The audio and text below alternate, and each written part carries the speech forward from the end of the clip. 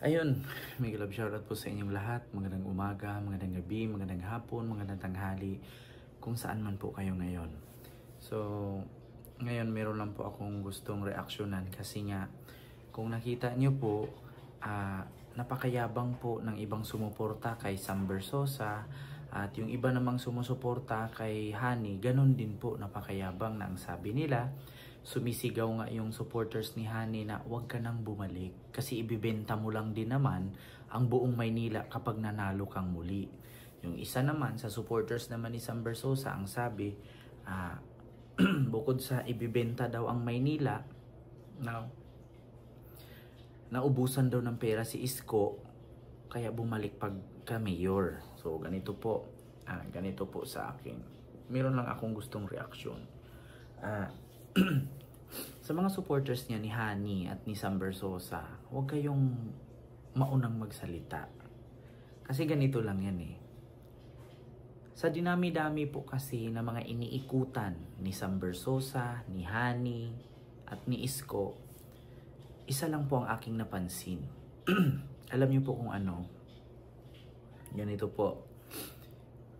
Sa ilang beses na umiikot si Isko, sa aking naobserbahan, kahit walang bit-bit, walang dala, ang dami pong lumalapit, ang daming kumakamay, ang daming nagpapapicture, at malayo pa lang sumisigaw na ang mga tagahanga at supporters ni Isko. Ngayon, pagdating naman kay Hani na obserbahan ko, kapag dating na ni Hani, nauuna mga pulis, nauuna mga bodyguards. So ngayon, yung mga supporters di umano ni Hani, nagdadalawang isip lumapit kung lalapit ba sila o harangin sila ng mga bodyguards at mga pulis na kasama ni Hani. So pangatlo, itong si Sam Versosa, napapansin ko na kadalasan kaya siya dinumog ng tao kasi may dala siyang ayuda. May dala siyang dilata. Diba? Ganon din si Hani. Lumalapit lang ang tao kapag may inaabot sila. Pero kapag wala silang bit-bit o wala silang dala, hindi po sila pinapansin ng tao. Naramdaman nyo po ba yan? Nakikita nyo po, mga taga Maynila, mga Manilenyo, ibang-iba talaga si Isko. Kaya nga isa lang masasabi ko eh. Sam Versosa at Hani Lacuna, hindi nyo mauto sa dilata or ayuda ang mga Manilenyo. Diba? Kaya po pala, lagi nilang pinag-iinitan si Isko at lagi nilang sinisiraan si Isko. Kasi alam nyo kung bakit. Si Isko kasi laway-laway lang, naiintindihan ng tao, hinahabol ng tao, tinitilian ng tao. Pag si Hani kasi ang pumunta, natatakot ang taong lumapit kasi napakaraming kasama, either bodyguards or either police. Ngayon, syempre yung tao, hands up. Bakit? Hindi tayo basta-basta makalapit. Bakit? Daming kasama. May baril yung iba, bodyguards yung iba, mga congressman yung iba. Ito naman si Sam Versosa, ganun din. Hindi, ang mga tao, kaya lang naman sumuporta kay Sam Versosa. Alam nyo bakit? Kasi may bit-bit siyang ayuda. At kahit sino naman po, kahit ako, supporters ni Isko, kung nakita ko si Sam Versosa namigay ng ayuda, anong gagawin ko? Pipila ako. Ayuda yan eh. Diba? Pero kung si Sam Versosa lang pupunta walang dala, at alam ko sa sarili ko na si Isko ang sinusuportahan ko, never kong lapitan yan. Never akong magpa-picture dyan. Alam mo kung bakit? Hindi sila pareho kay Isko. Iba talaga si Isko. Si Isko, laway lang eh. Gaganon lang yan. 2 joints. God first. Alam na ng tao yan. Ngayon kay Mayora. Anong trademark ni Mayora? Hani Lacuna. Kapag pupunta siya sa mga lugar-lugar, kapag pupunta siya sa mga bara-barangay na nasasakupan ng Maynila, kung wala siyang dala, sa tingin nyo may lumalapit kay Mayora? Wala. Natatakot ang tao lumapit kay Mayora. Bakit? Mukha palang mataray na. Mukha palang Hindi ka basta-bastang lalapit. Bakit? Ang daming pulis. Ang daming bodyguards. May 5 ka bodyguards, may pulis pa, may mga city councilor pa.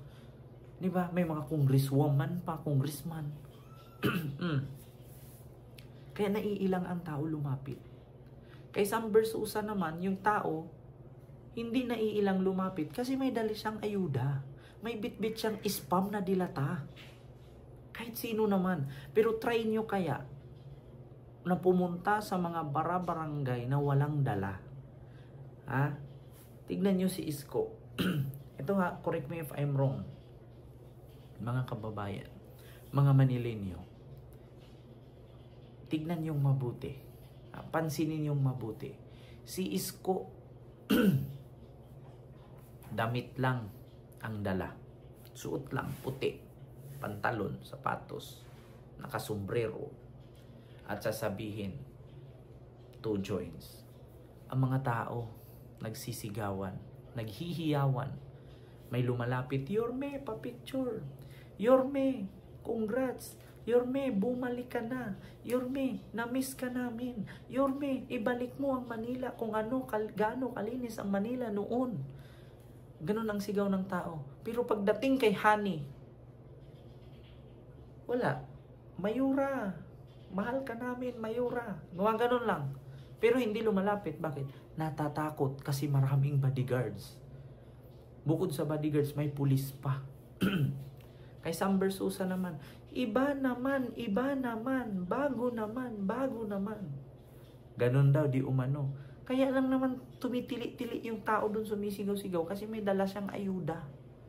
Subukan yung pumunta sa iba't ibang lugar na nasasakupan ng Maynila nang wala kayong dala.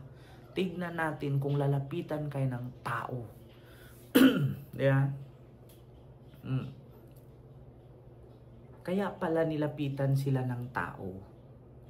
Kasi may dala silang dilata or ayuda. Si Isko, tignan nyo, kahit walang bit-bit.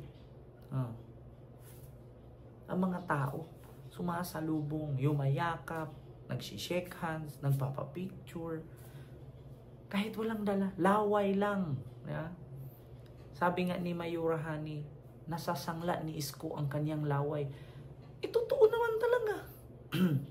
At least kahit sinangla ni Isko ang kanyang laway, yeah, pero gumagalaw siya.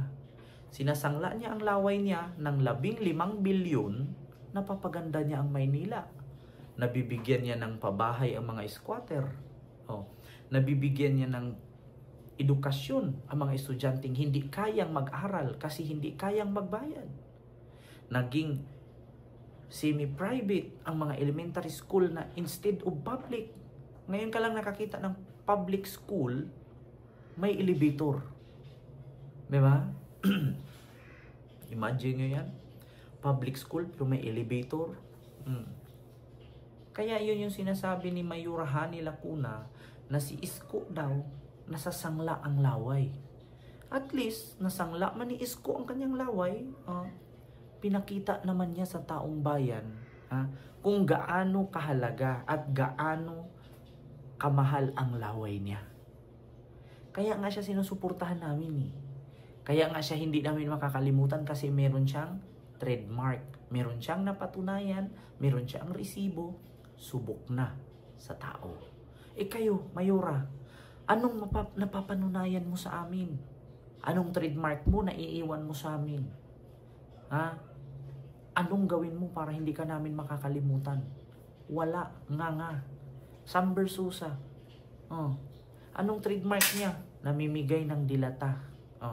Anong trademark niya? Negosyante siya. Anong trademark niya? Hindi namin, ngayon nga lang namin nakilala si Sam Bersosa . Congressman pala yan. Sa tutuktuin. Alam niyo, sa totoo lang, hindi mo pwedeng ipasok yung pagiging negosyante mo sa politika. Bakit? Hindi ka nagbibenta sa politika. Ikaw ang mabibenta sa politika, hindi tao ang ibibenta mo. Kasi mahirap kasi, kapag negosyante ka, tapos papasok ka sa politika, isa lang ang tawag dyan, ginawa mong negosyo ang politika. Hindi po negosyo ang politika. Dito sa politika, laway ang puhunan, serbisyo ang kailangan. Hindi ka po pwede, Sam Bersosa, hindi ka pwedeng pumasok sa politika. Bakit? Malayong malayo po ang negosyo sa politika. Kasi isa lang isipin ng tao, negosyante yan. Pera ang habol niyan. So, kaya pumasok sa politika yan, gagawin lang niyang negosyo yan. Ganon yan eh. Diba? So, yun ang magiging trademark niyo. Si Isko, anong trademark ni Isko? May napatunayan. Na bago ang buhay ng mga mahihirap. Subok na sa tao. Walang salita na hindi tinutupad. Yung kanyang pangako, nangyari. Kayo, anong may papangako mo, Sam Bersosa? Anong may papangako mo, Hani Lacuna?